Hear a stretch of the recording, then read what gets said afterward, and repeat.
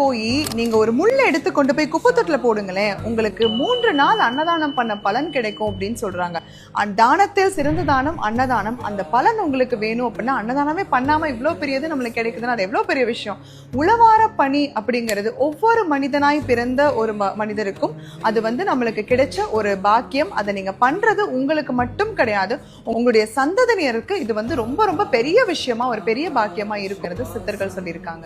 இது ரிசர்ச் பண்றதுக்காக சுகுண சுந்தர்ராயன் ஒருத்தர் 1000 வருடங்களுக்கு முன்னாடி காஞ்சிபுரம் கோவில்ல அந்த கோவில் கட்டுறதுக்காக கருங்கல் கொடுத்திருக்காராமா. அவருடைய பேர் அந்த கல்வெட்டுல பதிச்சிருக்காங்க. அவருடைய குடும்பம் எப்படி இருந்திருக்கு அப்படின்னு சொல்லி போய் ஆராய்ஞ்சிருக்காங்க. 21 தலைமுறைக்கு அவங்க சீரும் சிறப்புமா வாழ்ந்திருக்காங்க. ஒருத்தர் கூட ஏழை இல்லாம 1000 வருடங்களுக்கு அவங்க தலைமுறையே வாழ்ந்திருக்காங்க. அப்படின்னா ஒரு கோவில்ல கல்லு கொடுக்கறது மூலியமா இவ்வளவு பெரிய பலனா? அப்ப நம்மளால ஒரு பொருளா உதவி செய்ய முடியல அப்படின்னாலும்